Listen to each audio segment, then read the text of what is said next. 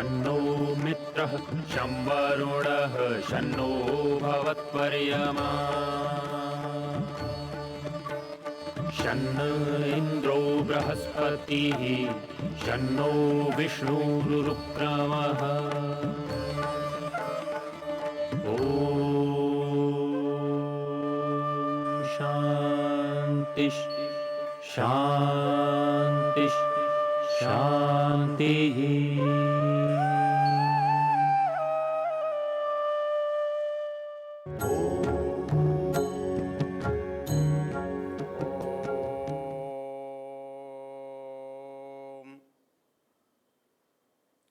हम यजुर्वेद के 34वें अध्याय के शिव संकल्प मंत्रों की चर्चा कर रहे हैं।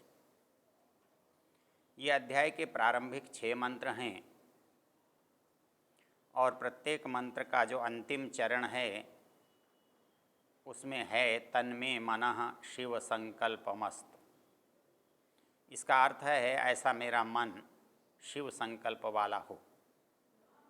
ये जो मन है शिव संकल्प वाला हो, ये मेरी इच्छा है, ये ऐसा मेरा प्रयत्न है। इन मंत्रों का ऋषि शिव संकल्प है और इन मंत्रों का देवता मन है।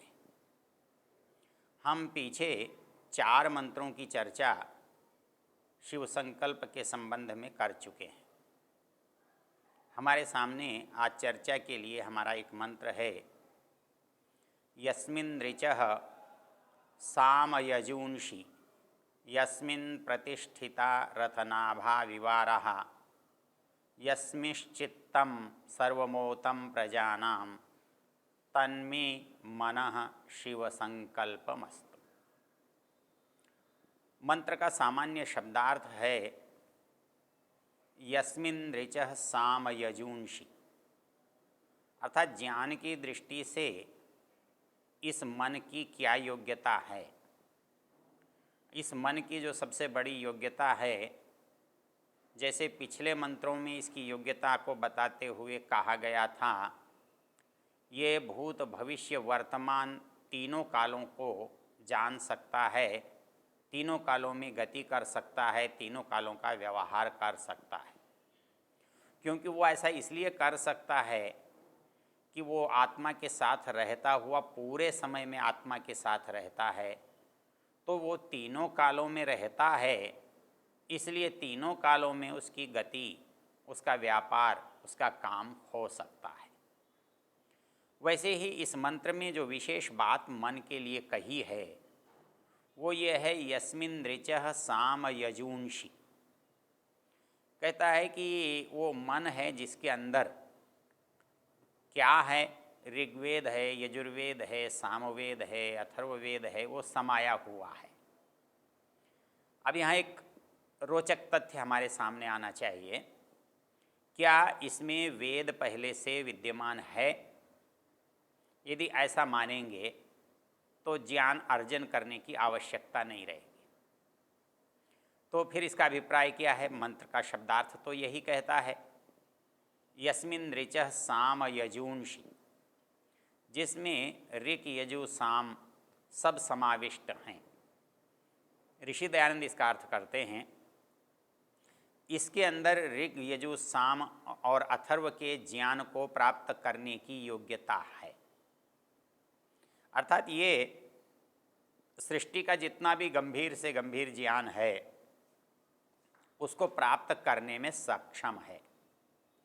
तो उसकी जो क्षमता है वो इन शब्दों के द्वारा इस मंत्र में बतलाई गई है कि वो ऋग्वेद, यजुर्वेद, सामवेद, अथर्ववेद का जो अंतिम ज्ञान है संसार का, वो इस मन के द्वारा प्राप्त किया जा सकता है। मन में ये योग्यता है, उसको प्राप्त करे, उसको अपने अंदर संग्रह करे। यस्मिन् ऋचः सामयजूंषि, आगे कहा गया है यस्मिन् प्रतिष्ठिता रथनाभा विवारः। कहता है कि ये सब मन जो हैं हमारे से कैसे जुड़ा हुआ है कि जैसे कोई चीज़ बाहर का पहिए का भाग अपने केंद्र में आरों से जुड़ा रहता है, वैसे ही ये मन में सब ज्ञान जुड़ा रहता है, सब उसके अंदर ओतप्रोत रहता है। यस्मिश्चित्तम सर्वमोतम प्रजानाम, और जिसमें प्रजाओं का जो चित्त है, प्रजाओं का जो संस्कार है, वो बिल्कुल उस मन के अंदर जैसे आरे नाभि से जुड़े हुए होते हैं, ऐसा ही ये मन हमारे अंदर सब वस्तुओं को अपने अंदर जोड़कर रहता है। ऐसा जो मेरा मन है वो शिव संकल्प वाला हो।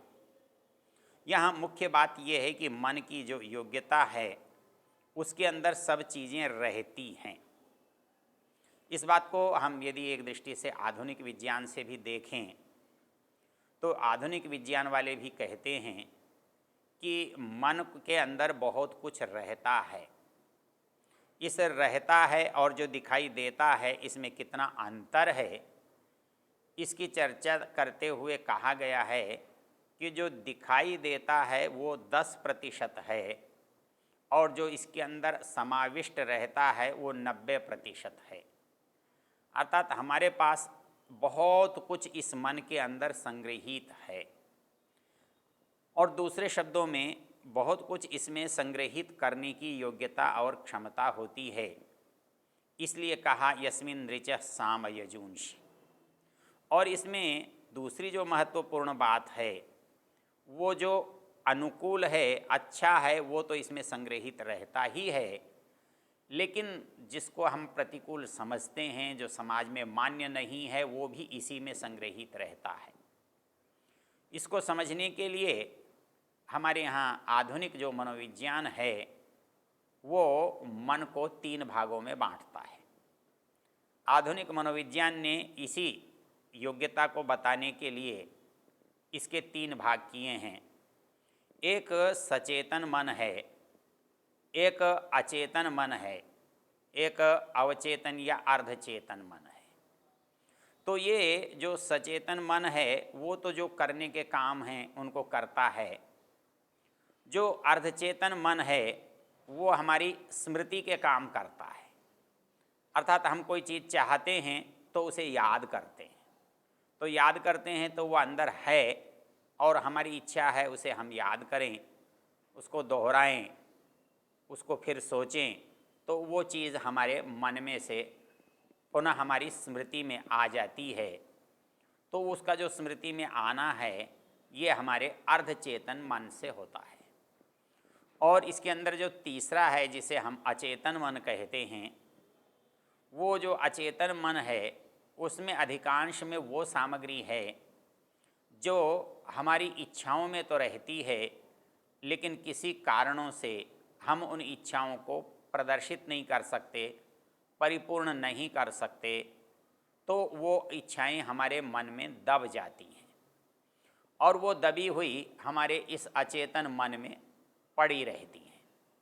और इसका बहुत ज़्यादा अचेतन मन में पड़ा रहना या ज़्यादा होने पर उसका जो प्रकट होना है वो लगभग मानसिक रोग या मानसिक विकार कहलाता है। अर्थात हमारे अंदर जब बहुत सारी इच्छाएं जिनको हम पूरा नहीं कर सकते, अपने असामर्थ्य से नहीं कर सकते, समाज के भय से नहीं कर सकते, हमारी जो मर्यादा है उसके कारण से नहीं कर सकते, तो ऐसी हमारी दबी हुई, कुचली हुई, अपूर्ण जो इच्छाएं हैं वो हमारे मन के अंदर पड़ी रहती हैं। और जब उनकी मात्रा या संख्या बहुत हो जाती है और वो बलात् जब उस मन से बाहर आती हैं, तो जो हमारी परिस्थिति होती है वो परिस्थिति हमारी रोग की होती है, विकार की होती है, बीमारी की होती है। तो जो हमारी मानसिक बीमारियां हैं जिसका मनोविज्ञान अध्ययन करता है, वो मानसिक बीमारियां कुछ और नहीं हैं बल्कि हमारे सोए हुए मन में जो अपूर्ण संस्कार हैं, जो अनुभव नहीं हो पाए हैं संस्कार हैं, उन संस्कारों का प्रगटीकरण है, बलात् बाहर आना है। वैसे सामान्य रूप से आज के जो लोग हैं जब वो मन का अध्ययन करते हैं, मनोविज्ञान के बारे में बात करते हैं, तो उन्होंने भी इस काम को जब बांटा है कि मन कैसे काम करता है, तो मन का जो काम करने का सबसे मुख्य प्रकार होता है वो होता है जो हमारी प्रवृत्तियां हैं, हमारी इच्छाएं हैं, जिनको हम आज की भाषा में संवेग कहते हैं। तो उन इच्छाओं की पूर्ति करना, उनकी पूर्ति चाहना, ये मन का काम होता है। तो भूख है, प्यास है, गर्मी है, सर्दी है, सुख है, दुख है, संतान है, भय है, प्रलोभन है, ये हमारे बहुत सारे जो व्यापार हैं जो हमारी इच्छाओं से प्रेरित होते हैं, इच्छाओं से चलते हैं, इच्छाओं से प्रकाशित होते हैं। तो इनको प्रकाशित करने का जो काम है वो मन करता है। इसलिए इन इच्छाओं को और मन को आपस में इस तरह से जोड़ दिया है कि लगभग इन इच्छाओं से ही मन का प्रकाश होता है या मन का स्वरूप जाना जाता है। वर्तमान काल में जो मन का अध्ययन है, इसके लिए जो सबसे महत्वपूर्ण व्यक्ति हुए हैं, जिनको हम फ्रायड कहते हैं, उनका नाम फ्रायड था।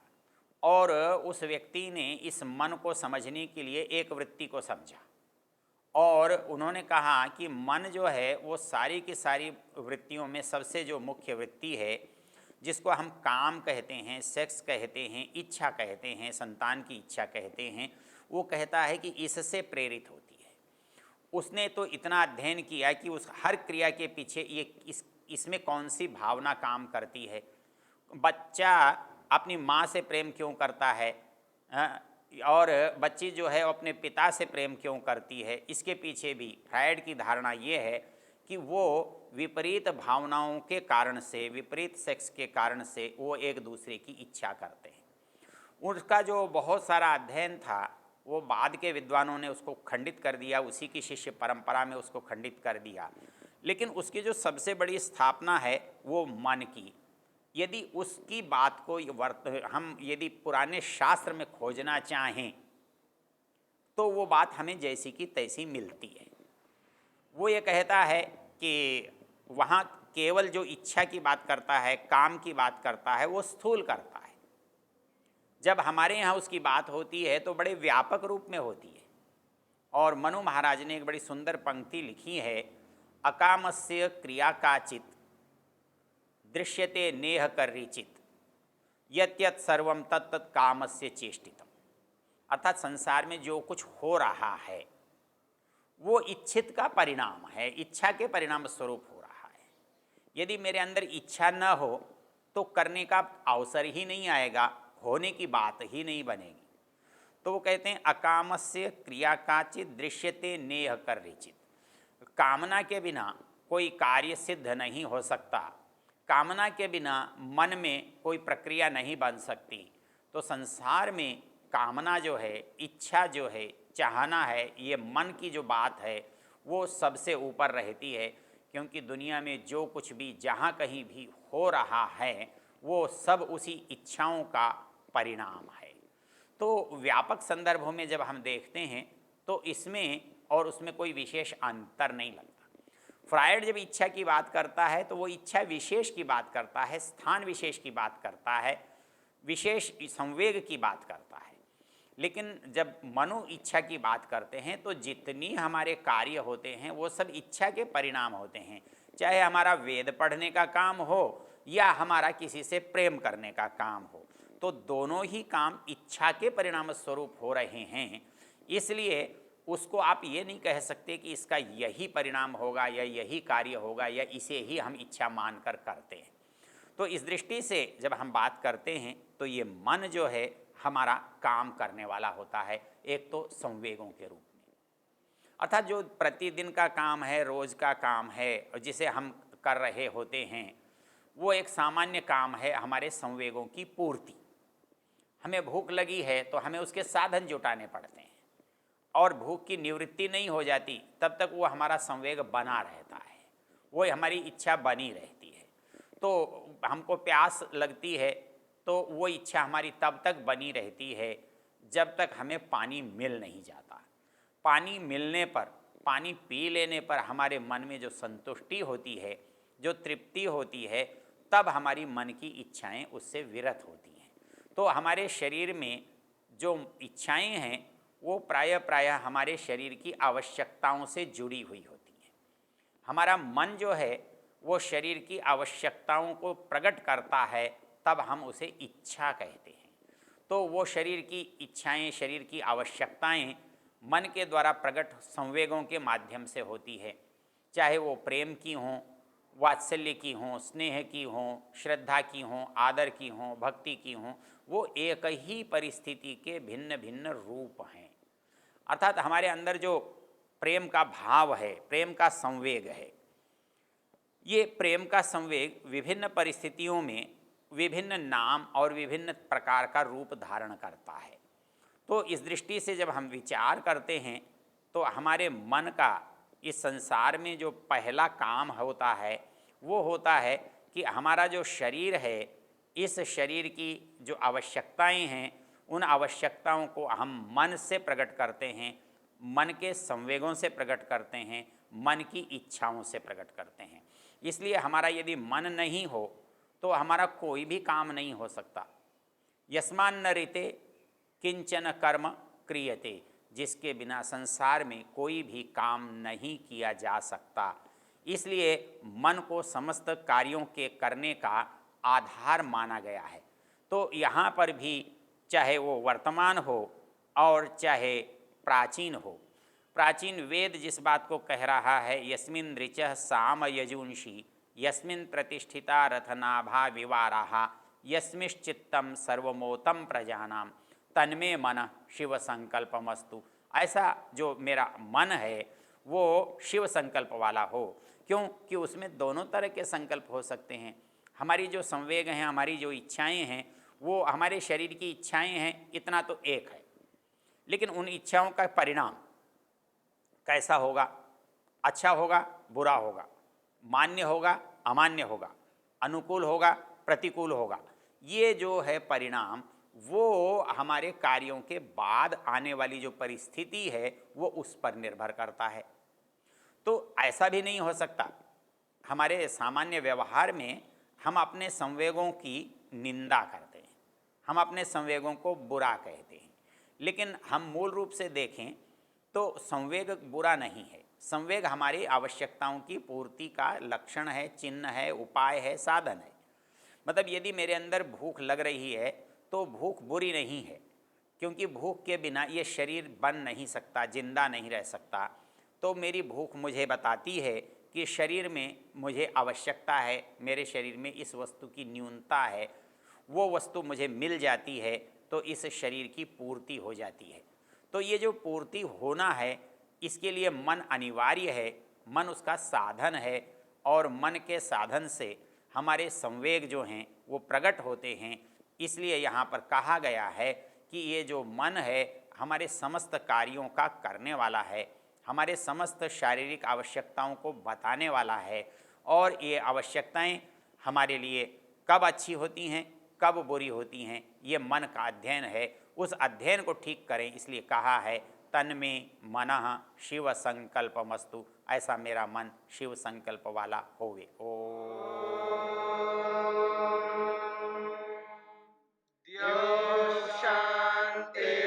शांतिरंतरिक्षं शांतिर्पृथिवी शांतिरापः शांतिरोषधयः शांतिः वनस्पतयः शांतिर्विश्वे देवा शांतिर्ब्रह्म शांति सर्वं शांति।